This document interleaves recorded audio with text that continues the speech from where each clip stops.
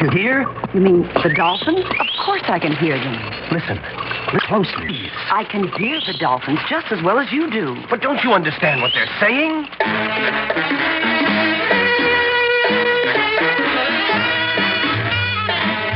Theater 5 presents Look Who's Talking.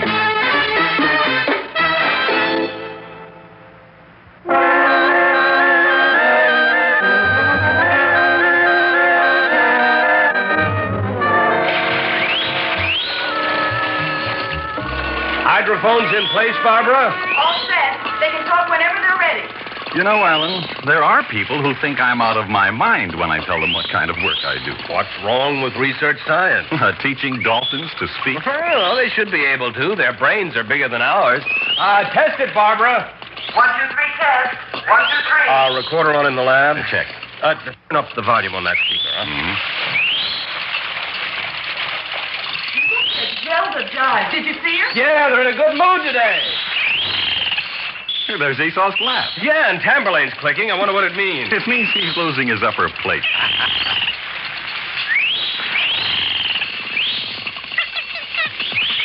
Barbara, did you hear that? No, what? 1, 2, 3, test. He was repeating it. Well, I'm darned if I heard anything. Look, let's get it off the recorder and slow it down for analysis.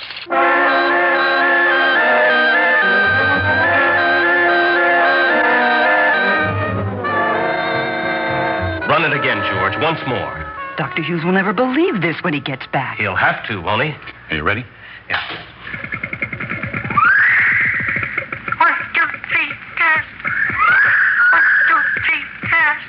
It's fantastic. This is the best evidence we've had. Well, it could be coincidence, Alan. Well, Dr. Hughes will say so. Now, wait. The important part is here. Listen. There. Did you hear it? I didn't hear anything. Look, it's Esau. He said, be patient, be patient. Now, look, here. Now, listen. Either I'm deaf or you're hearing things. You've been on this project too long, old boy. I mean, conversations now? You didn't hear it? No. Can you hear a dog whistle? Supersonic? No. But we know the dolphin goes into that range, don't we? You mean you've become attuned to it? Well, I don't know. We're all trying to reach each other. I'm tired. I think I'll go to dinner. Oh, sure. Come with us, Alan. It's been a long day. No, I think I'll get into the pool. I've got to make our report for Dr. Hughes. Maybe I can persuade him to do this kind of research. He's a knife man, Alan. You know that. Biological research, brain dissection. Yeah, I know. It seems a shame. They're such intelligent animals, sensitive. They like laughter and goodwill and people. Zelda's almost human. Well, have a good dinner. You know, I think he really believes that he can persuade those dolphins to talk by coaxing them. Or reasoning with them, like people. You know, it would be a gigantic step, though. Ideas between species. Think of it. Amazing. Do you suppose maybe he really heard?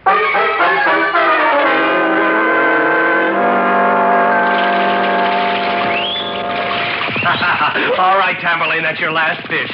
Overeating blunts the intellect. What's that? What's that, Zelda? Sure, I'm getting in with you. Oh, it's warm, isn't it? Yeah, I know. You want your back scratched. Hey, look at Esau there, barreling down like the Orient Express. Head him off, Tamberlane. Now, stop baring your teeth. You don't scare me. All right, I'll listen to whatever you have to say. No, I don't, but I know we can. Alan? Huh? Oh, Barbara, I thought you'd gone to dinner. I had to change. It certainly sounds like you're having a conversation down there. Well, how do we know? We hear only half the sounds they make. They may be very lucid outside our range. And then again, why do they have to learn our language? Maybe they're trying to teach me theirs. You'll surely be the first to learn.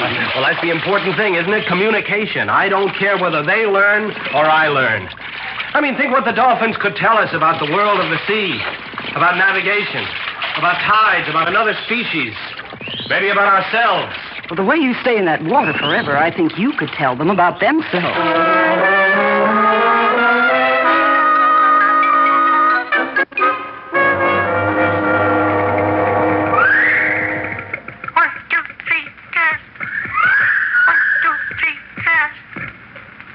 And, that's it?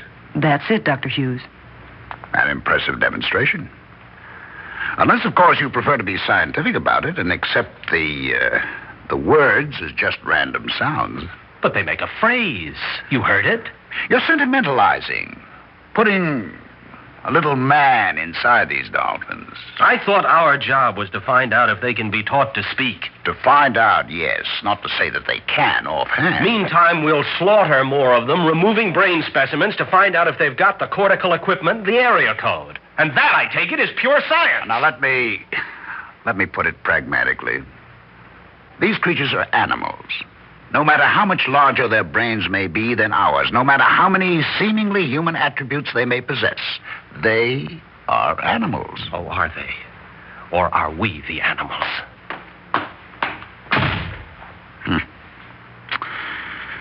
Well, I regret this deeply. He's given so much to this project. Night and day. And that may be it, exhaustion. In any case, we'll return to the clinical program tomorrow with the use of brain electrodes. I want specimen B7, the one you call Esau, put into a sling and brought to the lab at 10 in the morning.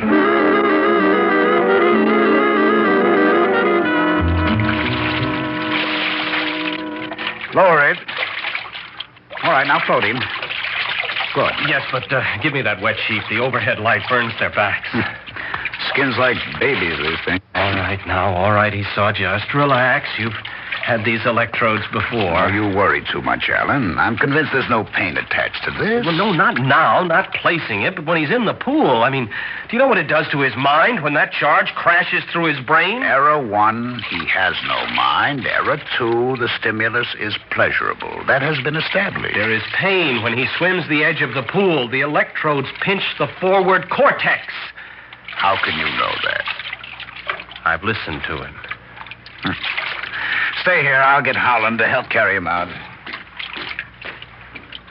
Well, how is it, Esau, with wires jammed into your brain? Do you hate us for barbarians? No. I tried to prevent this, believe me. No need. We could jump the sluice gate, Zelda and I. Even Tamberlane, old as he is. But we stay for a reason. Yes, I thought you did. It's the same as ours, isn't it? Intercommunication? Yes. We have a wealth to exchange between species.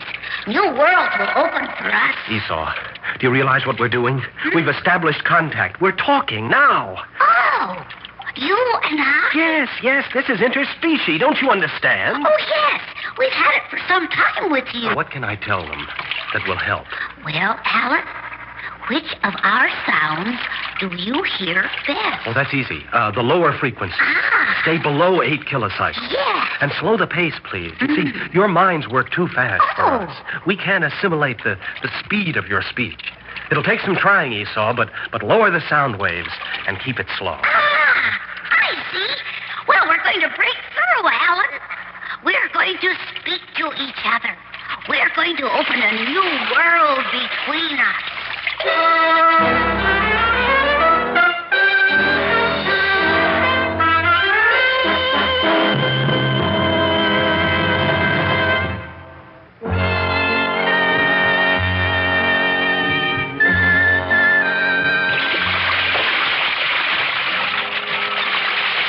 Microphones in place.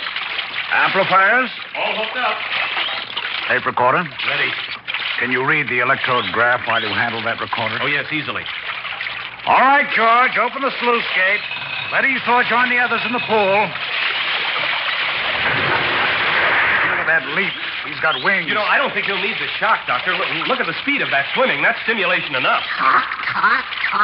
Talking. Did you hear that noise? Error 1, he has no mind. Error, no mind. Error. Watch the graph. I'm going to feed him a shock. No. Why? He doesn't need it. I've got to make the most of this. Oh, please. That's enough, Dr. Hughes. It's enough. Error. You see, you've disturbed his balance. His course is eccentric. Slow down, Esau. Slow. Oh, no. Esau. What is it? He slammed his head into the poolside. He's going down. Esau. bring him up. Dive for him, Zelda. Look what they're doing. They're going down after him. But look, they've got him between them. They're floating him up. Hurry, Zelda, hurry. Swim him to the edge. George. Here, help me, George. Help me get him out. Come on, Zelda. Come on, swim him over. Yeah. Together, pull him up. How is it? Esau! Oh, Esau! Be brave, Zelda. Will he be all right, Alan? No. He's dead. Oh, no. He's dead. Esau is dead. Esau is dead. Listen to them, Hughes. Do you hear them? You hear the animals talking? What's the matter with you? There's your proof. They talk, they feel, they cry. Do you hear them? Of course not. Does anyone hear anything? Barbara, George? Esau! No. I'm sorry, Alan.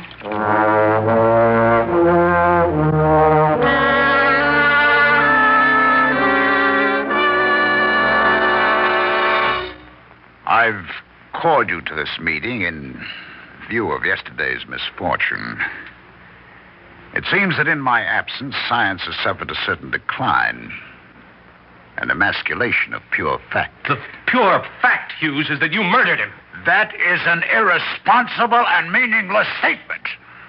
These are laboratory animals. Esau died in the interest of science. The interest of science, as I understand our objective here, is to create an interspecies understanding. Do we understand anything by killing it? Now, Alan, you place me in an embarrassing position. I've spoken to the directors of this project, Alan. About my departure from pure science? You've identified too closely with these animals. Yes. Attributed human characteristics, you mean. Sentiment has no place in the absolute. If you know what the absolutes are. And you seem to have lost sight of them. Yes. I'm no longer certain that they're the animals and we're the humans. But if that remains true, I know where I'd rather be. I hope you'll excuse me. I promised I'd speak to them out at the pool.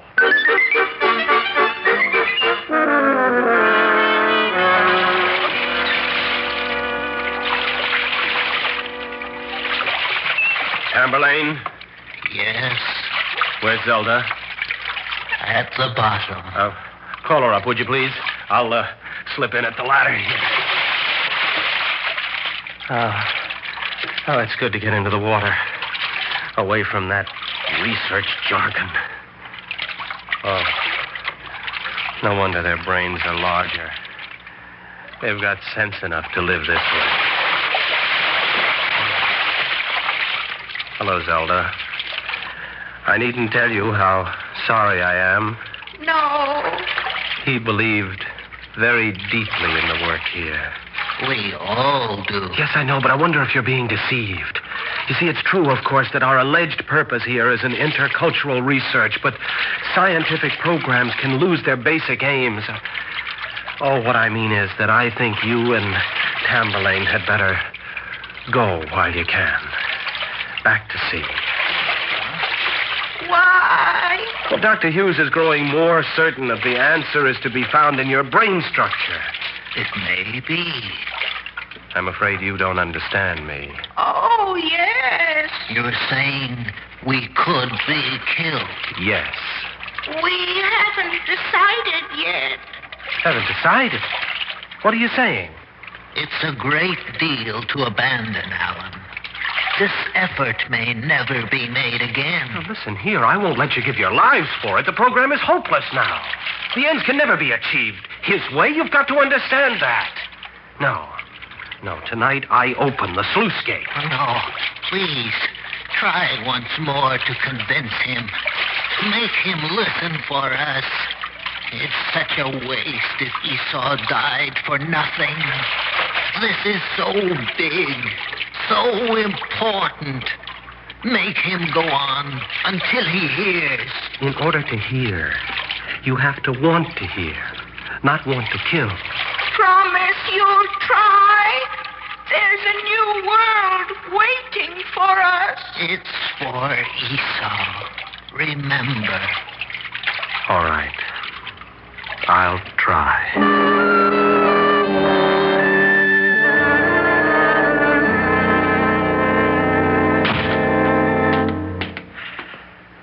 Yes, Alan. What could I do for you? I wanted to see you privately. I must warn you that I've come to a clinical opinion based on analysis of Esau's brain. The dolphin has no speech centers such as we have. Isn't that a little arbitrary? Have you scientific evidence to the contrary? I have practical evidence. Of what nature? All right, I'll tell you openly. The fact is they've spoken to me many times at great length, in our language as well as their own. Now, Alan... All right. I know it's a reckless statement, but it happens to be true. Alan, I've recommended a vacation for you. I think you ought to take it as the staff and I move into the more clinical aspects of research. You mean you'd rather not have me here for the murder of Zelda and Tamberlane? I mean I can no longer tolerate these lurid charges of yours. Don't you realize I'm begging you to understand these creatures? Look, you must continue this phase. Fraternity between species is so important, they're ready to die for it. It's a dream, an ideal they must achieve, especially with Esau's death. Now, just stay with them until you reach them or until they reach you. Please. Alan, you cannot convince me that there is, after all, a little man in each of them.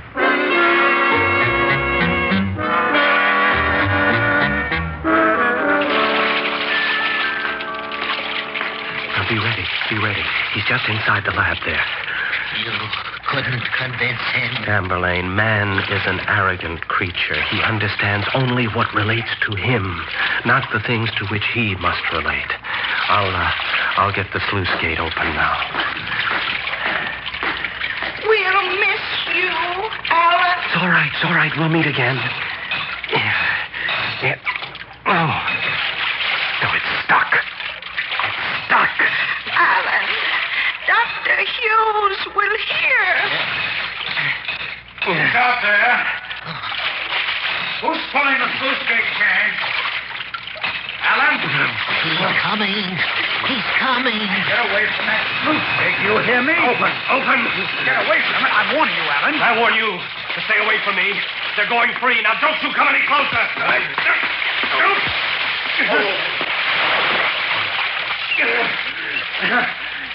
It's open. Go, get out. Alan, what have you done to the doctor? Never mind. Please, get out. But he's going to the bottom. He's unconscious. He'll drown. I don't care. Let him drown. Go back to sea. Tamberlane, help me bring him out. Why do they do it? Why do they kill themselves for him? If they don't get out, they'll be slaughtered. I'll have to go after them. Bring him out. Zelda, Tamberlane, where are you? Take the doctor to the side of the pool. Stay close, Zelda. Listen, I'll get him out. Bring him over to the side here. That's right here. Now go now, please. Leave the rest to me. There, you see? He's out. Go, hurry. Goodbye, Alan. Goodbye. Goodbye, Alan. Goodbye. Goodbye, Alan. Goodbye, Tamberlane. They're out.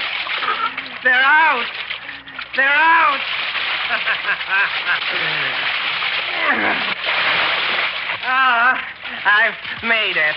I've made it. Wake up, Hughes. I've got your answer. Let's get on with the dissection. This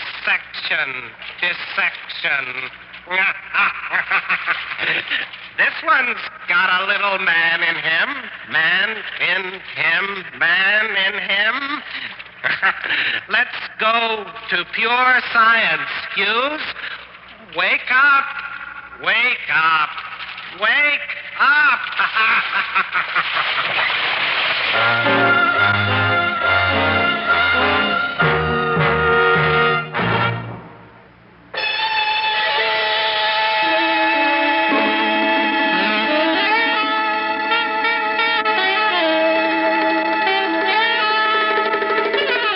Theater 5 has presented Look Who's Talking, written by Richard McCracken and directed by Ted Bell.